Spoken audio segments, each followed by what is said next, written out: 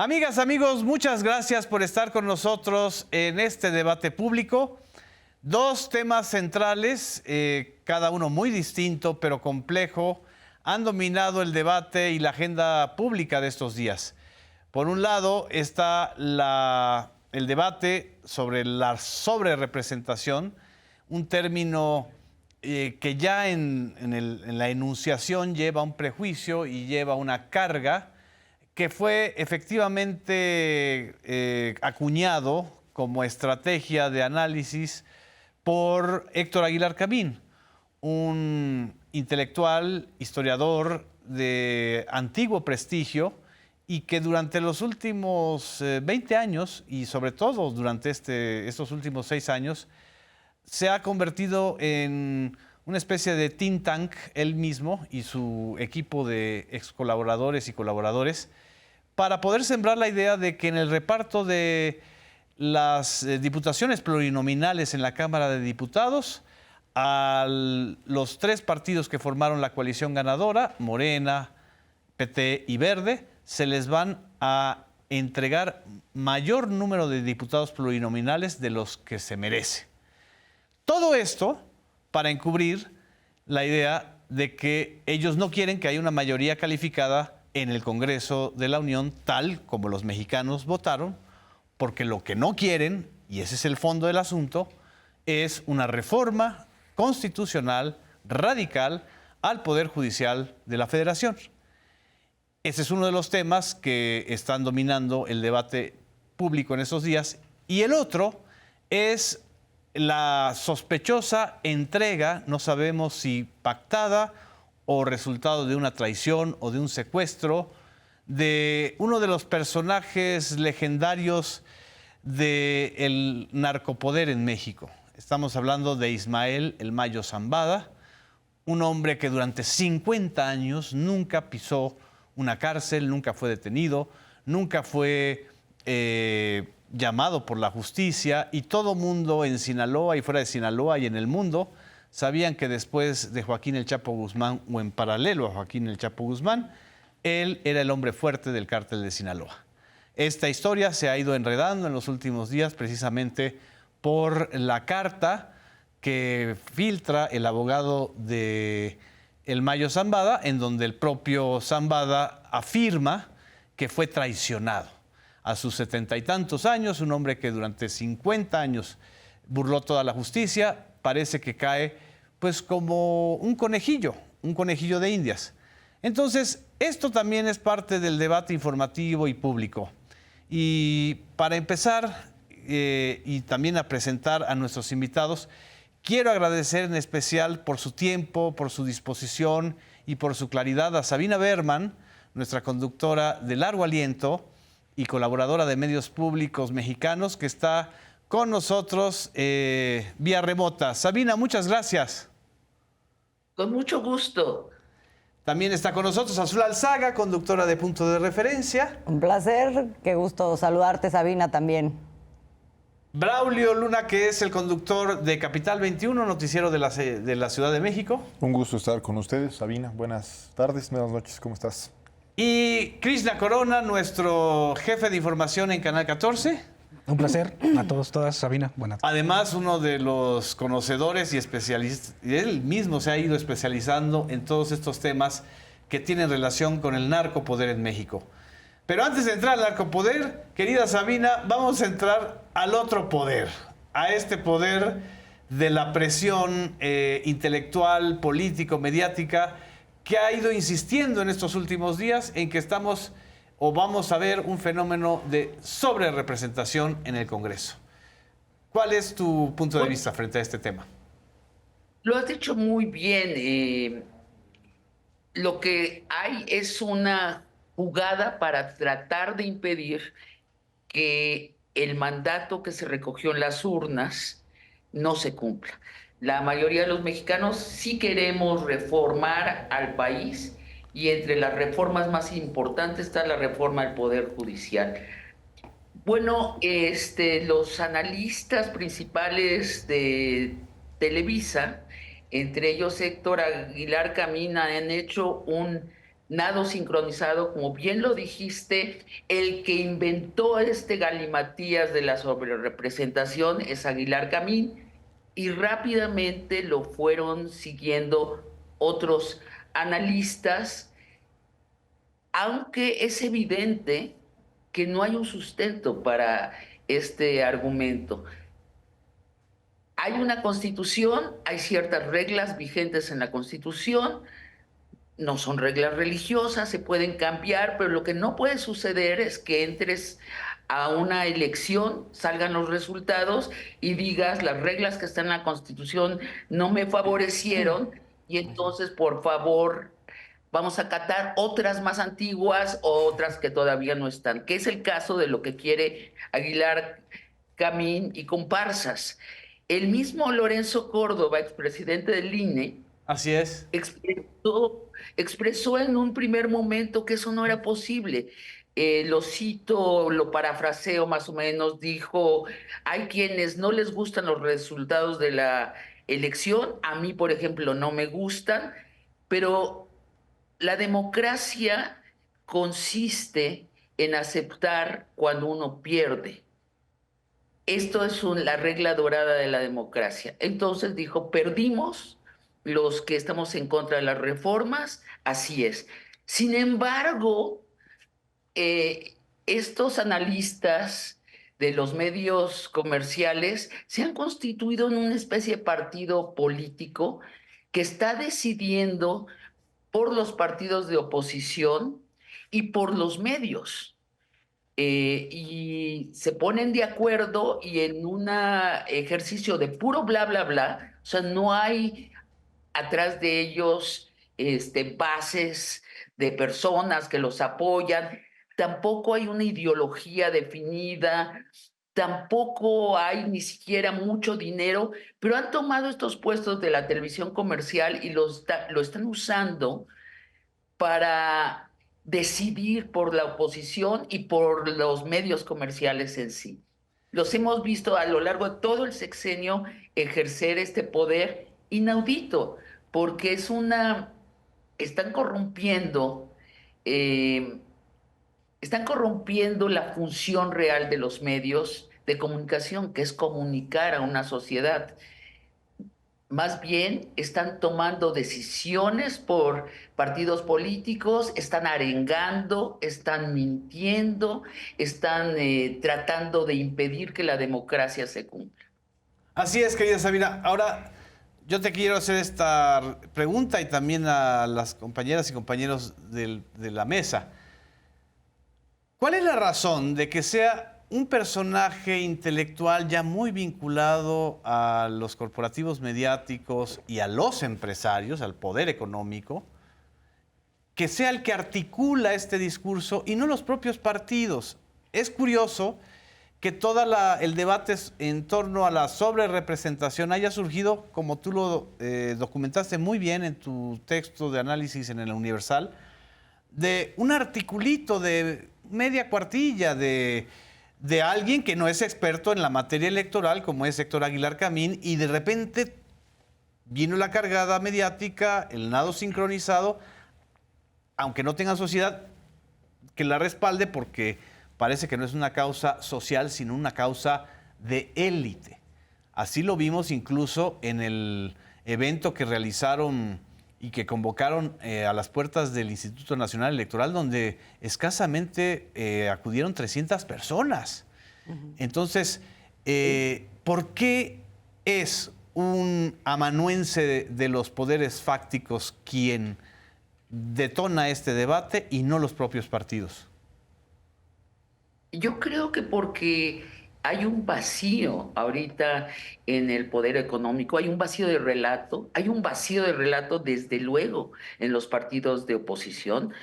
Perdieron su identidad, no saben quién son, es más, no saben cuántos son, porque se están expulsando de sus partidos entre sí. Creo que los dueños de los medios, en especial de las dos grandes televisoras, están lampareados, tampoco tienen que decir. Ante este vacío, ese Héctor Aguilar Camín toma la delantera y toma decisiones, lo siguen 9 personas que siempre son las mismas.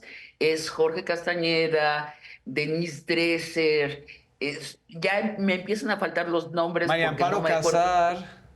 Exacto. Los empiezan a seguir, Crespo, y llenan ese vacío, y los otros sorprendidos los siguen. Sin embargo, el costo de seguir estos intelectuales de la televisión está siendo muy oneroso para los partidos políticos y para los dueños de los medios de comunicación. Solo hay que ver cómo se han desplomado las audiencias de Televisa y de TV Azteca en los últimos 6 años. Así es. En 2017, el 60% de los mexicanos les concedían credibilidad. Hoy, solamente el 30%. Es bárbaro eso. Y lo mismo con los partidos de oposición. Digo, el PAN gobernó a México durante 2 sexenios, del 2006 al 2012, y luego el PRI regresó al poder después de haberlo gobernado buena parte del siglo XX por un sexenio del 2012 al 2018, y ahora juntos, no tienen ni el 30% de los votantes, tienen solo el 28%. Entonces, estamos viendo en tiempo real la caída de la oposición y la caída de los medios de comunicación, y estos intelectuales llenando el vacío de relato y no salvando ni a la oposición ni a los medios, sino son como el lastre que los Así es. empuja hacia abajo. Así es. Azul Alzaga, ¿quieres comentar algo? Sí, yo creo que también tiene que ver con una fantasía que tienen estos intelectuales orgánicos de poderse presentar, digo que es una fantasía porque realmente no pueden hacerlo, como si fueran ajenos a los grupos de interés que representan los partidos políticos, Así que es. están en medio de ese conflicto, ¿no? Es decir, o sea, si tú defiendes que no se aplique la ley de la regla de la sobrerepresentatividad, entonces es porque a ti te conviene. Entonces ellos como que se salen de ahí y dicen, no, nosotros no, o sea, no formamos parte de esos grupos de interés, no nos interesa, incluso nos podemos dar el lujo de criticarlos y todo, pero la verdad es que lo que está en juego, que es la democracia, no sé qué, y entonces se avientan todo un argumentario que es exactamente el mismo de los partidos de oposición, Exacto. pero planteándose como independientes, ¿no? Digo que es una fantasía porque ya nadie les cree. Es un poco lo mismo del fenómeno de estos grupos que representan la supuesta marea rosa, diciendo que son ciudadanos de a pie, que están preocupados por la democracia, cuando también tienen que... Y la gente ya lo ve. ¿Tú sabes cómo le dicen ahora a la marea rosa? ¿Cómo? Marear camín. Es decir, como ya no tienen sociedad, sino solo tienen Aguilar Camín, y como él los marea, es la marear camín, ¿no? Exacto. Me estaba acordando justo a propósito de tu pregunta de una reciente entrevista que le hicieron al expresidente del antes IFE, ¿Sí? Luis Carlos Ugaldo, que justamente eso era lo que decía, ¿no? No, tienes razón, o sea, eso está en la ley y yo no estoy defendiendo a ningún partido político, yo no estoy con la oposición, Así es. De hecho, son muy criticables y no sé muy qué. hipócrita. Pero hay que defender que las minorías tengan la representación, y entonces otra vez se iba como, yo estoy por un valor superior. Así es. El valor superior es la democracia y entonces vamos a defender que se viole la ley, ¿no? O sea, es un engaño. Exacto, alguien que defendía la ley electoral en sus términos y la Constitución y el artículo 54 en sus términos, ahora usa ese retruécano. Pero en realidad, Braulio, yo también te quiero comentar o preguntar esto. ¿Por qué tanta maroma? ¿Por qué no decir simple y sencillamente no queremos la reforma al Poder Judicial? Lo que nos mueve no es la igualdad, ni la equidad, ni la representación de las minorías en el Congreso, sino que nos purga que perdimos la batalla electoral, que lo que no dijeron las encuestas es que la coalición de Morena, Partido Verde y PT iba a ganar la mayoría absoluta y que tienen la posibilidad ahora sí de reformar el último reducto del poder oligárquico en México, que es el Poder Judicial. ¿Por qué no lo dicen así? Yo creo que Puede ser por dos razones. La primera es porque el Poder Judicial se ha planteado y también las propias campañas de la Marea Rosa lo han planteado como un poder que no está sujeto a los intereses de los partidos políticos, sino como un poder Puro completamente y autónomo, puro y que no se ensucia con la politiquería de los partidos. Eso por un lado. Por otro, retomaría parte de lo que dijo ahorita Sabina, y es que hay una falta de relato en la oposición.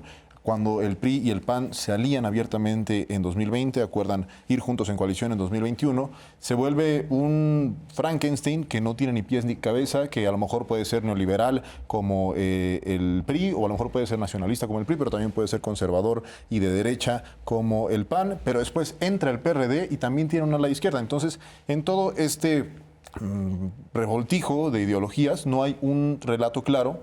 Y parte de en lo que quisieron construir su relato desde la consulta en el juicio de expresidentes fue que la ley no se consultaba, la ley es la ley se aplica. Hicieron lo mismo cuando se presentó la reforma en materia electoral del presidente López Obrador, la reforma constitucional. Dijeron, no, la ley es la ley se mantiene como está ahora. Cuando y que, por cierto, INAI, perdón que te interrumpa, esa reforma de López Obrador lo que planteaba era una nueva redacción del artículo 54 para que no hubiera ese 8% de compensación. Que no hubiera ese 8% de compensación ni nada de compensación, era representación pura. Y los partidos políticos iban a tener tantos diputados y diputadas como las personas les hubieran dado en las urnas. En un principio meramente democrático me parece que así tendría que ser. Pero no es. Lo que tenemos hoy es que la ley permite que se asignen plurinominales siempre y cuando no rebasen el 8% de la votación que recibieron en los distritos uninominales. Con el planteamiento o la asignación de las plurinominales que hay hoy, ese principio se respeta. Y aparte, algo importante es que ese principio lo acordaron los partidos políticos el 6 de diciembre de 2023 con la autoridad electoral y hubo consenso porque esas iban a ser las reglas del juego para el proceso electoral. Ahora que ya terminó el juego, o al menos una parte de ello, que es que la gente fuera a las urnas, que la gente votara y que los partidos hicieran lo propio para atraer el voto de esa gente y que vieron que las campañas que impulsaron con estas narrativas de que la ley es la ley, de que el INE no se toca, de que todo querían que se quedara como estaba, pues vean que ya no les gustan esas reglas y por eso se contradicen, porque construyeron mucho su relato sobre este principio de que la ley es la ley y ahora salen con que no, con que la ley se interpreta y la ley se puede cambiar incluso después de que tiene más de 20 años. Y que los magistrados electorales son los que deben interpretar la Constitución, algo que si lo hubiera dicho López Obrador le hubieran caído como si fuera el dictador máximo, pero lo dicen ellos. Y eso sí es democrático, ¿no? Porque, o sea, pueden legislar, es lo que están diciendo. Exacto, que los magistrados y jueces legislen, que ese ya es el sueño guajiro de esta minoría muy oligárquica. Ni modos, nos ganaron la presidencia, pero no nos van a ganar ni la capacidad de legislar, ni la capacidad de decidir. Y si me lo permites, también en el texto que publicó Sabina en el Universal, ella hace una remembranza del primer momento en el que Lorenzo Córdoba apareció en medios de comunicación, el expresidente del Instituto Nacional Electoral, orador de una de las marchas en defensa del INE, dijo que no había sobrerepresentación, es decir, que pues había ganado quien había ganado y que esas eran las reglas. Lo dice claramente. Tiempo después sale y dice, bueno, hay un sentido metaconstitucional que a lo mejor no vemos en las letras, pero que tenemos que interpretar si somos realmente demócratas. Entonces, ¿doblaron a Lorenzo Córdoba, querida Sabina? A mí como dramaturga ese momento me encantó. De hecho, hice el ejercicio de ver los dos videos, puse a Lorenzo Córdoba de tal fecha diciendo la democracia es la democracia, quien perdió, perdió, y después lo puse en otra computadora al lado argumentando lo contrario. Y eran los gemelos Córdoba discutiendo con puntos totalmente antagónicos. Yo creo que lo que hay una crisis es la identidad del intelectual que habla sobre la cosa pública. Venimos de un siglo, del siglo XX, donde el intelectual que habla de la cosa pública hablaba en contra del presidente. De eso se trataba ser intelectual. Sí. Y cuando llega por una mayoría tan grande López Obrador a la presidencia y representa un cambio no solo de presidente, sino de régimen, y abre la esperanza de que México puede ser más igualitario, muchos intelectuales por ejemplo, es mi caso, tenemos que tomar una decisión de romper con esa tradición añeja, porque ya no estamos en una dicta blanda, ya estamos en una democracia y ya llegó la izquierda. ¿Qué vamos a hacer en estas circunstancias? Yo recuerdo pláticas con Carlos Monsiváis, que se preocupaba mucho si López Obrador iba a ganar, porque decía, tengo que redefinir mi posición en la conversación pública. Yo, aprovechando esas cosas que le escuché decir a Carlos, no me distraje y me di cuenta que sí tenía que tomar una decisión al respecto. Y tomé la decisión de anclarme en el país, en Claro. su gente y en el horizonte de un México con mucho menos desigualdad y con mucho más vida cultural, intelectual, un México más boyante. Yo creo que estos intelectuales no tomaron esta decisión y siguieron tercamente, estoy en contra del presidente, estoy en contra del presidente, y todo lo que están diciendo ahora lo puede uno entender como un discurso totalmente desprendido de algo material. No está anclado ni en la gente, ni en el país, ni siquiera en ideología, mucho menos en un proyecto, otro proyecto alternativo, y está anclado nada más en el odio al presidente, porque esa es su identidad. Y creo que han sido muy remisos, muy flojos al no replantearse su condición de intelectuales públicos. Ahora, es evidente que esta batalla, en términos legales, jurídicos, pues no la van a ganar. Es evidente que hay una mayoría de los comisionados y comisionadas del Instituto Nacional Electoral que van a repartir las plurinominales tal y como las repartieron Ciro Murayama, Lorenzo Córdoba y todos los ex consejeros y Leonardo Valdés Zurita. Y también es evidente que por lo menos ahorita, y esa es la clave, hay 3 magistrados, 3 de 5 magistrados de la Sala Superior del Tribunal Electoral que van a respaldar la distribución de los plurinominales tal como lo marca el artículo 54 y como lo van a definir los consejeros del INE. Sin embargo, la presión que están ejerciendo sobre estos 3, el poder económico, el poder mediático, el poder intelectual, pero ya no el poder de las masas, es brutal. ¿Tú crees que pueden resistir, Sabina? ¿Usted? Sí, yo creo que no tienen la menor esperanza, porque además el poder económico, lo que nos mostró las elecciones pasadas, es que ya está dividido frente a la izquierda. Hay una mitad de ese 10% que en México más rico, que tiene más riqueza que el 90% restante, la mitad de esos ya votaron por la izquierda. Se dieron cuenta que el proyecto de la izquierda es mejor económicamente. Claro, también. hasta para ellos. Entonces, yo creo que lo que va a pasar en los medios de comunicación es que o bien se resignan a caer al suicidio con estos intelectuales, o los dueños van a tener que cambiar su línea editorial. Corrijo, van a tener que apropiársela otra vez, van a tener que plantearse que ellos son los que la dictan. Entonces, estos dos poderes, no siento que van a apoyar este movimiento. Creo que lo que están tratando de hacer es ganar tiempo, tener algún discurso, cualquier discurso, Sí. para seguir pareciendo que son los intelectuales públicos del país. Wow. Braulio. Yo creo, y retomaría algo de lo que dijiste ahora, hay mucha presión sobre las autoridades electorales desde los medios de comunicación, desde una parte del sector económico, como lo puntualiza ahorita Sabina, pero la marcha o la movilización fallida, hay que decirlo así, porque después de la última que tuvieron durante la campaña, una semana antes, no, el día que fue el último debate presidencial en el Zócalo, que fue una movilización bastante nutrida, lo de este fin de semana fue francamente un fracaso.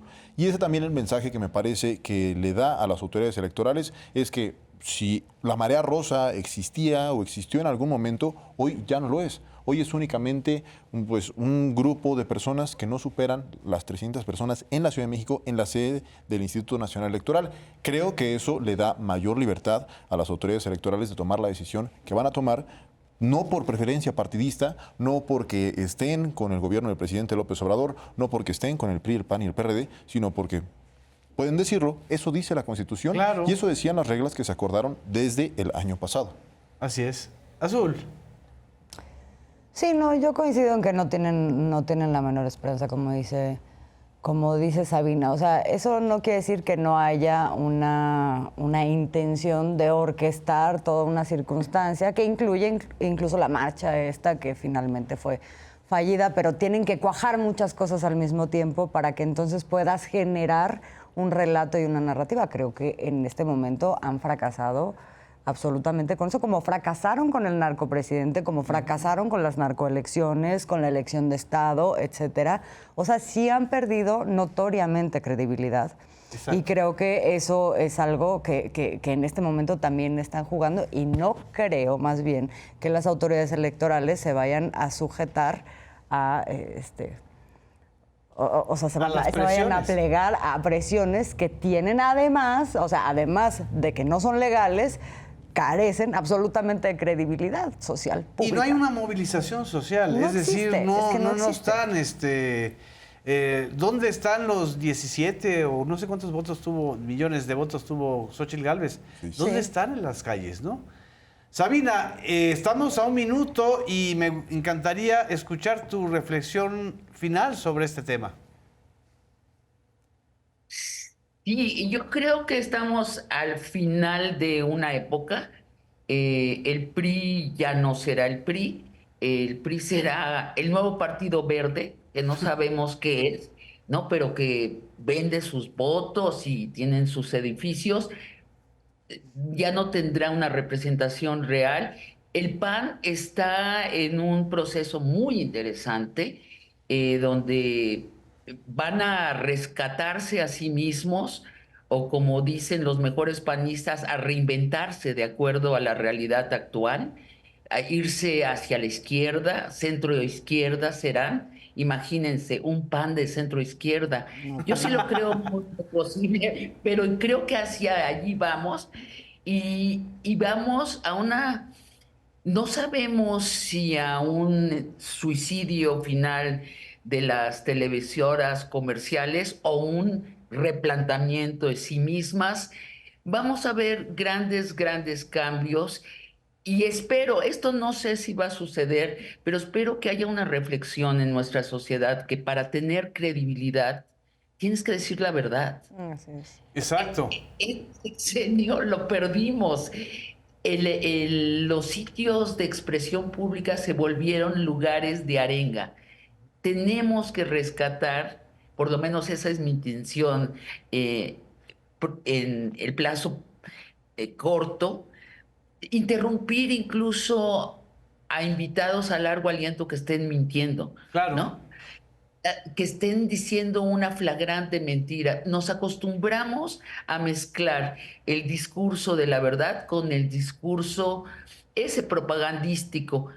Entonces estamos en tiempos muy interesantes, de grandes cambios. Yo personalmente veo el futuro próximo con gran optimismo, porque además elegimos un buen gobierno para continuar la ruta de la izquierda, bien preparado, y entramos a esta persecución de un horizonte más amplio, pues de buen humor, con una mayoría del país de acuerdo hacia dónde vamos. Sí. Me parece muy interesante esto que acaba de decir Sabina, porque efectivamente creo que por mucho tiempo hemos vivido bajo la idea de que la pluralidad o digamos, la vocación por poder discutir entre voces diferentes que piensan diferente es lo mismo que permitir voces que mientan flagrantemente. Exacto, y se creo confunde que eso, pluralidad con infodemia, con exactamente, mentiras. Y creo que eso es una de las cosas que en este momento son una gran lección que se está discutiendo no solamente en México, sino en el mundo. Lo que ahora esta semana o no sé si fue ya hace unos días, la semana pasada estábamos reportando de que en Reino Unido por primera vez van a sancionar a una persona que fue la que detonó toda la infodemia que terminó con esos disturbios en la calle Así en contra es. de gente musulmana. Creo que es un momento en el que sí nos tenemos que plantear eso, porque las consecuencias sociales de pronto se vuelven muy graves. Entonces, ¿estás planteando que Héctor Aguilar Camín no vuelva a publicar mentiras? Pienso que Sabina no lo debería de invitar. Yo digo que, contrario a lo que plantearon también durante la campaña algunos intelectuales en columnas de opinión, la verdad hoy tiene que seguir siendo relevante y tenemos que defender la relevancia de la verdad. Así es, así es. Por lo menos en los medios públicos. Sí. Vamos a un corte y muchísimas gracias, querida Sabina, por tu tiempo y por tu espacio y reflexión. Nos vemos contigo próximamente. Vamos a un corte y regresamos a Debate Público. A ustedes. Un abrazo. Abrazo, Sabina. Abrazo. Gracias.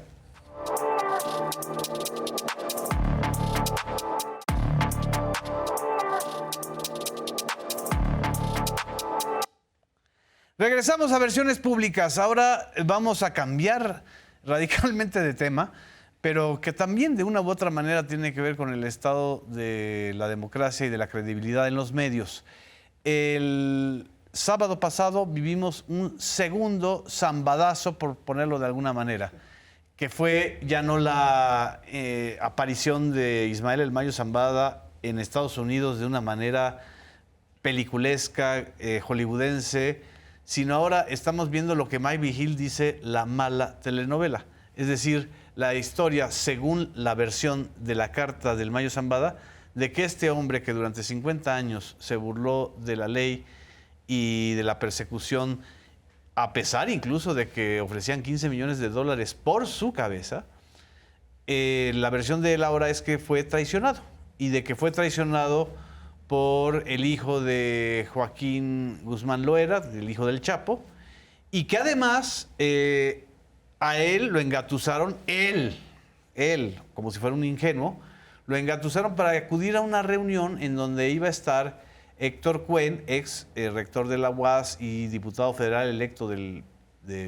bloque opositor, y el actual gobernador Rubén Mocha, el actual gobernador de Sinaloa. Ya el gobernador de Sinaloa desmintió por completo que él estuviera en este enjuague, y también ha surgido toda una polémica en torno a esta versión, incluyendo la polémica posición del ex director de operaciones de la DEA, Mike Vigil, que tampoco le cree y dice francamente que esa carta no fue escrita por el Mayo, sino que responde a una narrativa que Estados Unidos quiere que creamos. Vamos a ver por ahora la posición del presidente Andrés Manuel López Obrador esta mañana del martes 13 de agosto frente a lo que dijo la carta del Mayo Zambada. No hay que esperarse, no hay que interpretar.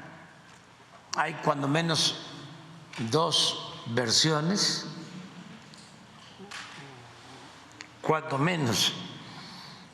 O sea, ahí está del video. Bueno, sobre el video hay otra.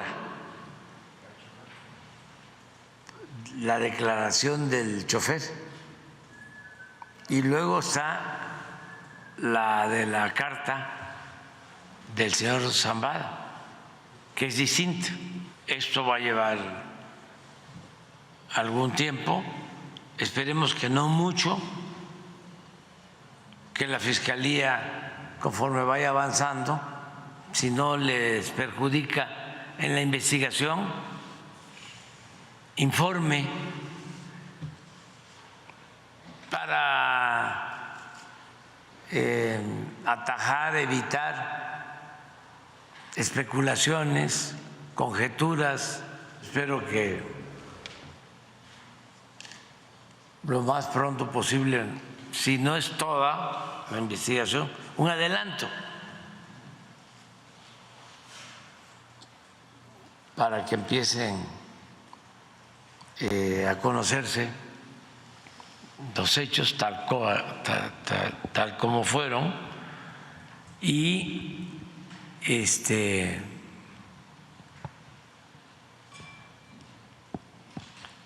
y se pueda también contrarrestar hasta donde sea posible, ¿no?, la politiquería, porque ya ven cómo comenzó otra vez el AMLO narcopresidente. Ahora sí, Krishna Corona, tú eres nuestra luz en este tema. ¿Por qué habla el presidente de 3 versiones? Y en realidad, ¿qué análisis haces de este fenómeno? Bueno, en primer lugar, yo no sé si sea un mal guión de una mala telenovela. Creo que es un gran guión que se está tejiendo de una gran telenovela. Por lo menos... Pero en una macro. Macro, pero apenas se está tejiendo. Claro.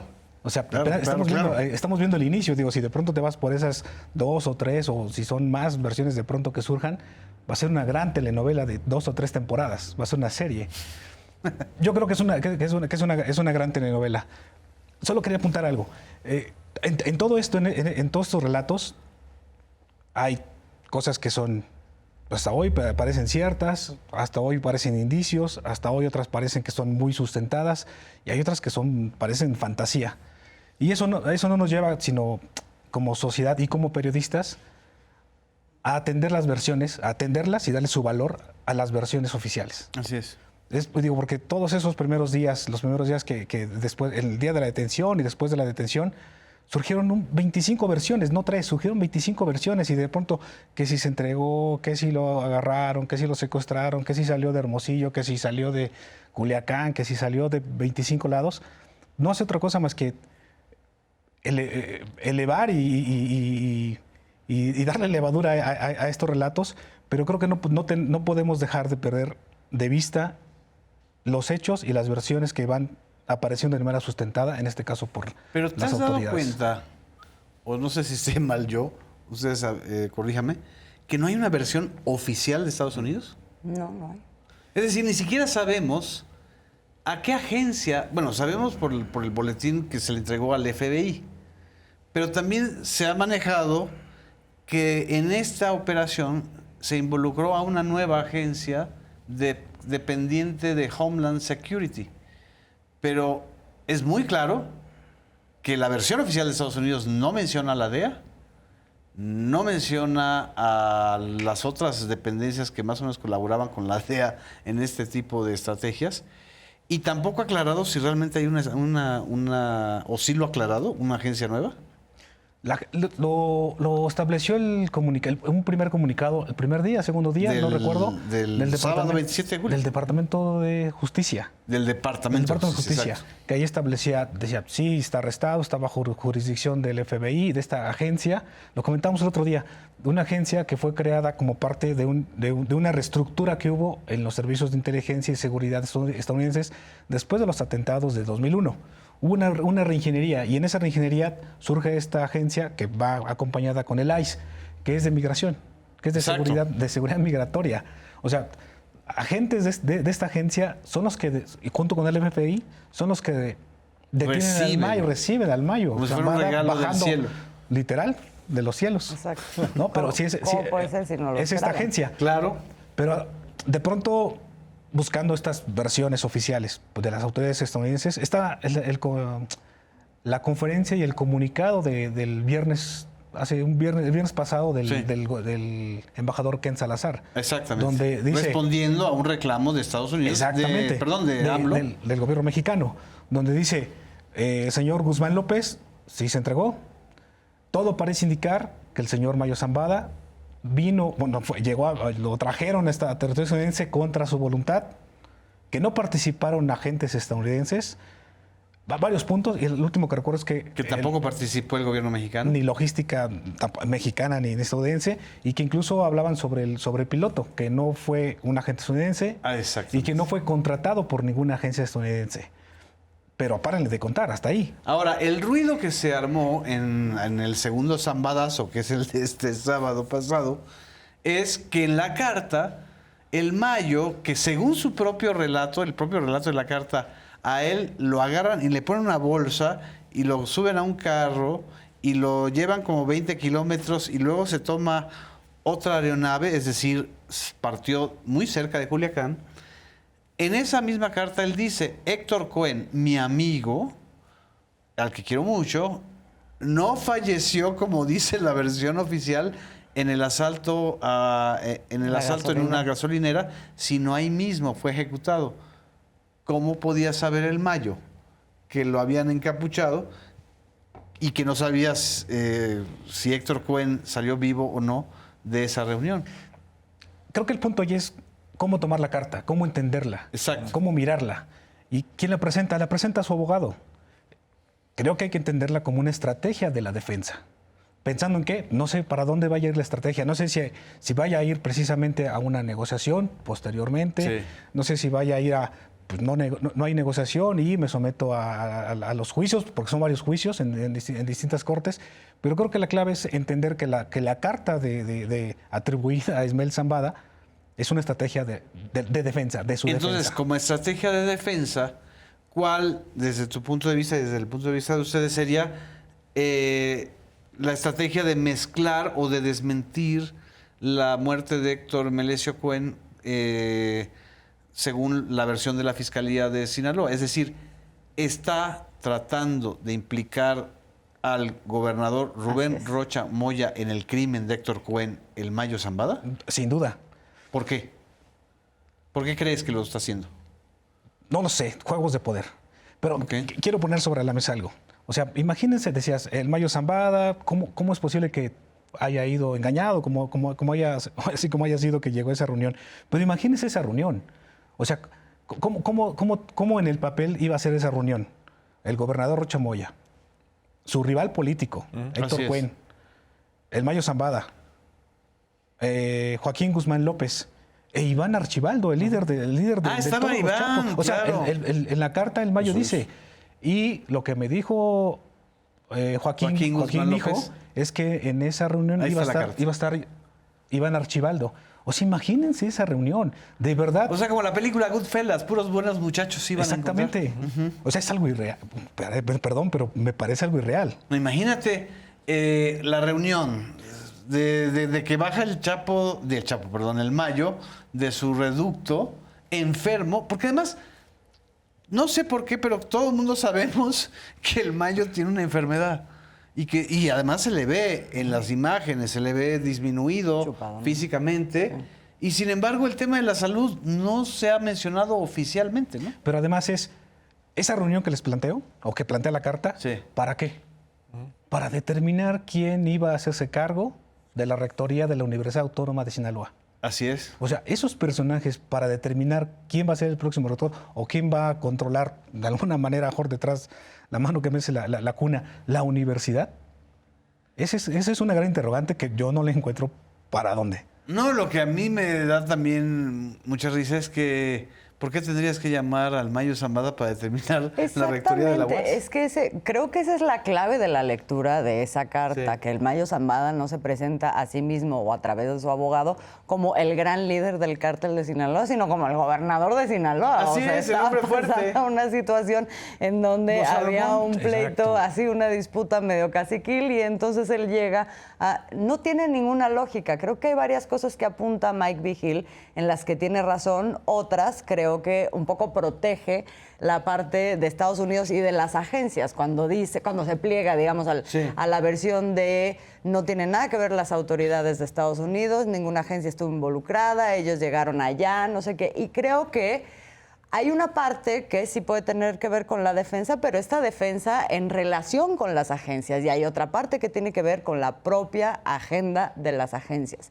que es plantear como que las cosas se dieron en México, nosotros no estuvimos involucrados, las Así cosas es. se dieron en México, pero además vamos a dejar ahí una mancha. Es decir, cuando se plantea el Mayo Zambada como líder del Estado, como una especie de liderazgo ahí omnipresente, pues de alguna manera está haciendo disminuir totalmente la figura Así es. del gobernador, que además tiene una relación con el presidente, y que si esto, digamos, ampliamos la mira, bueno, pues venimos, y por eso el presidente ha sido tan insistente en el tema de vamos a esperar a ver qué pasa. Ahorita creo que la decisión de que la Fiscalía traiga estos casos, o sea, lo del asesinato de Cuen y lo de la propia detención de Zambada, Tiene que ver con una especie de manotazo en la mesa, un poco parecida, vamos a enviar una nota diplomática con el tema de que financien a opositores nuestros. Aquí es, vamos a hacer la investigación hasta el fondo y muy probablemente salga ahí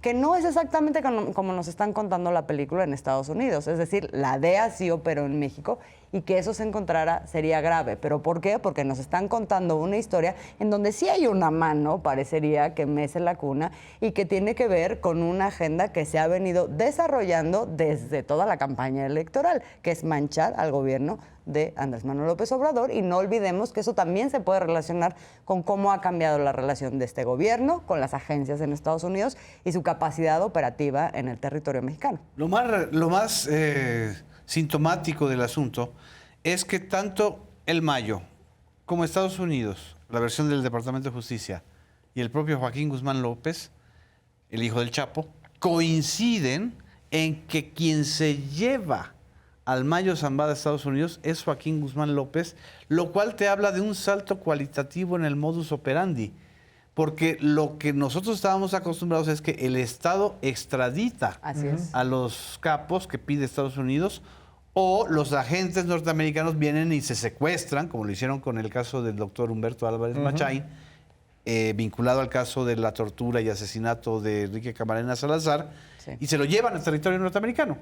Entonces quieren hacernos creer que entonces hay un infiltrado dentro del núcleo del cártel de Sinaloa que tiene capacidad, pues, de llevarse nada más y nada menos que la joya de la corona del cártel, que es el Mayo Zambada.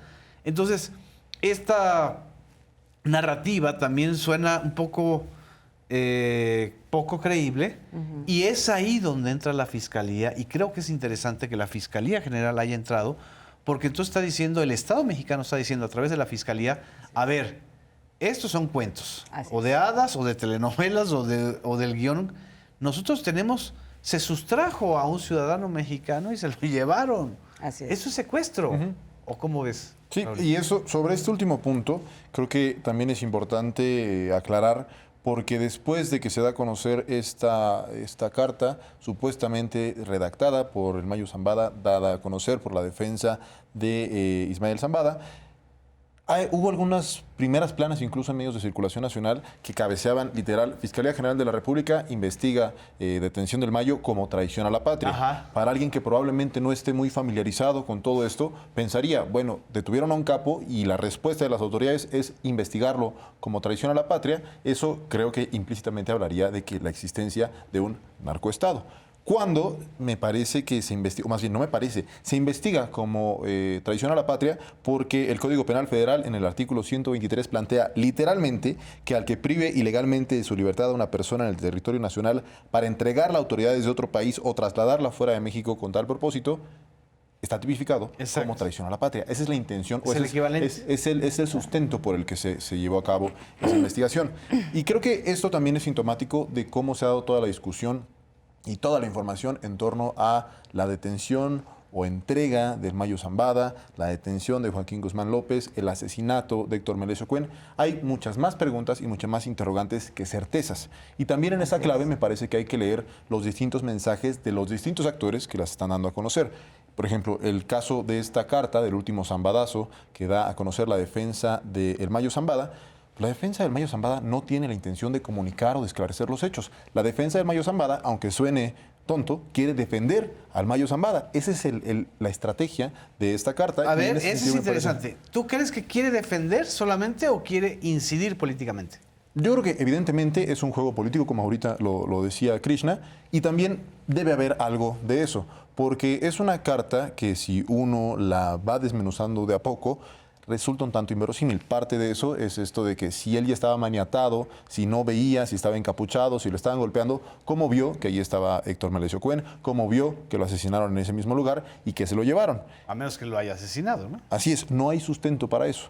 Entonces, si uno la va desmenuzando, se da cuenta de que hay cosas que no pueden ser.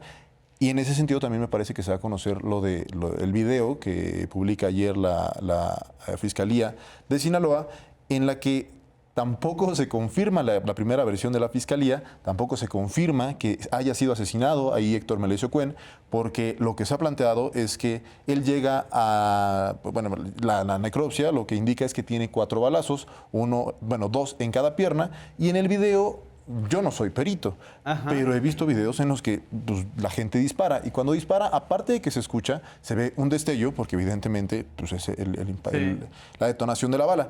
En el video no se ve eso. Entonces me parece que hay mucho ruido en todo esto, hay muchos intereses de los distintos actores que están jugando en una novela que en estos momentos se está construyendo. Y en eso me parece que hay muchas más interrogantes que certezas a las que nosotros tengamos acceso. Y algo que comentó, ahí nada más te interrumpo, Cristina, para sembrarte esta idea. Efectivamente hay una big picture, o sea, hay una gran película que todavía hasta ahora estamos viendo las piezas del rompecabezas. Resulta que al Mayo Zambada lo van a juzgar en la corte de Brooklyn, en Nueva York, el mismo juez que se llama Brian Cogan, que fue el mismo que hizo el juicio al Chapo, a Genaro García Luna, y ahora va a tener al Mayo Zambada. Si tú tienes a 3 personajes de este calibre, entonces, ¿cuál es tu persecución?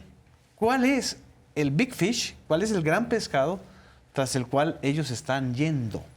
Porque evidentemente, sinceramente, no creo que les preocupe que si con el Mayo Zambada ya no va a circular el fentanilo en las calles de la ciudad de Nueva York o de Chicago. Mi pregunta es, ¿están tras un objetivo político? O sea, un expresidente, un funcionario de la defensa, en fin. Esta es la big picture, ¿o qué opinas tú? Bueno, en general el sistema estadounidense de justicia, Sí. de impartición de justicia, en estos casos, cuando ofrece o recibe la solicitud de negociación, exactamente van por, negociamos contigo, pero ¿qué nos vas a ofrecer? Exacto. Porque contigo tú ya estás aquí. mayor. Tú ya estás aquí. Ya si el jurado te declara, porque no es el jurado te declara culpable o inocente, ya es otra cosa. Pero ¿qué nos vas a ofrecer a cambio? Y entonces, ¿qué se ofreció a cambio en el juicio de el hijo del Mayo Zambada de Vicentillo? Muchísima información. Claro. ¿Qué se ofreció en el juicio del Chapo Guzmán? Muchísima información. Bueno, y del mismo, el grandote, del Sergio Villarreal. ¿Qué se ofreció en el juicio de García Luna? El grande fue uno de los testigos de estrella. Muchísima información. Entonces, hoy sabemos, porque es una... Ya está declarado culpable García Luna y ya sabemos, decretado por un jurado, que García Luna era narcotraficante. Así es, encabezaba un Entonces hoy ya sabemos qué posición jugaba en ese organigrama del narcotráfico. Aquella vez, para ir a tu pregunta, aquella vez muchos nos quedamos con la relamiendo los bigotes esperando a quién iba a poner, a quién iba a decir, porque ¿quién está arriba de él? Pues su jefe. ¿Quién era su jefe? Su superior. O lo era el Chapo y el Mayo, o lo era Felipe Calderón, o lo eran los 3. Y entonces hoy, ¿qué va a hacer ese otro jefe? ¿Qué va a hacer el Mayo Zambada? Es interesante pensar si va a negociar, si va a ofrecer, porque hasta ahorita no hay nada de eso, si va a ofrecer una negociación o si se va a someter al juicio. Y si va a negociar, ¿qué va a ofrecer? ¿A quién? O sea, pues a alguien arriba de él, un bien superior para la justicia estadounidense, que además van por dinero y por 25 cosas. Pero ¿a quién? O por gente que los haya traicionado. Es muy probable. Es decir, y aquí, antes de ir al corte y terminar el programa, yo dejo sembrada la pregunta para un debate. ¿Cuáles son los personajes que pueden aglutinar a 3 grandes rostros del crimen organizado en México? Chapo, García Luna y el Mayo. Puede ser Felipe Calderón, que es el más obvio, que es el jefe de García Luna. Pero también por lo que hemos descubierto de la Fiscalía General de la República, también García Luna empezó a trabajar en los altos niveles del gobierno con Carlos Salinas de Gortari. Entonces, ¿qué está reescribiendo Estados Unidos? Está reescribiendo los últimos años del narcopoder en México para modificar, para incidir o para vengarse. Esa es quizá una de las preguntas que están ahí. No sé qué opinas, Azul. Pienso que son preguntas muy válidas, muy legítimas y yo me decantaría por el tema de la incidencia. Es decir, no hay que olvidar que el combate al narcotráfico ha significado para Estados Unidos su posibilidad de intervenir en otros países. Así ha sido en Colombia. Bueno, o sea, el expresidente de Honduras tenía cargos de narcotráfico, Maduro tiene cargos de narcotráfico. Todo sale de ahí, digamos, Claro. en función de otro tipo de agendas también que no son necesariamente que tengan que ver con este combate al narcotráfico, sino políticas. Entonces, Exacto. desde ese punto de vista, hasta pensaría que el que menos les importaría sería Felipe Calderón, porque ¿por qué ahora llevarse a un capo que ha estado libre durante toda esta administración? ¿Me explico? Así no es. es que estén moviendo cosas con los capos que se llevaron hace 6 años. Así es. Es ahorita, cuando está terminando el gobierno, entonces yo lo pensaría por ahí. También es una realidad que a las autoridades de Estados Unidos no les interesa hacer justicia en el sentido amplio de aprender a delincuentes, sino llevar su propia agenda al terreno de la justicia. Y yo cerraría únicamente con algo que creo fielmente, y es que como todos los caminos llevan a Roma, todos los caminos del narco llevan a Felipe Calderón. Todos los caminos llevan a Felipe Calderón. Krishna. 2 cosas. Una, de acuerdo con la versión del Mayo Zambada, Estados Unidos, si van a juicio, va a procesar a una persona que fue secuestrada en su país. Así es. No sé si O sea, primero... pueden anular el juicio. No sé, pero si primero tendrían que resolver ese tema y apegándonos a las nociones internacionales del debido proceso. Van a procesar, o parece hoy que van a procesar a una persona que fue secuestrada. Y la segunda es, habrá que ver, perdón que lo diga así, pero será interesante periodísticamente ver qué va a pasar con el cártel Jalisco Nueva Generación. Claro, que es el que en todo caso se beneficiaría Claro. de la desarticulación de estas figuras del cártel de Sinaloa. De su principal adversario. Y En si fin. esa fuera tu preocupación, estarías viendo eso, pero no se está viendo eso. Entonces hay ¿No? que preguntarse qué otra cosa en realidad se está viendo. Exactamente. Pues se nos acabó el tiempo y espero que nos acompañen en este y otros debates, pero no dejen de seguir la información de los medios públicos. Nos vemos en la próxima emisión de Debate Público. Muchas gracias.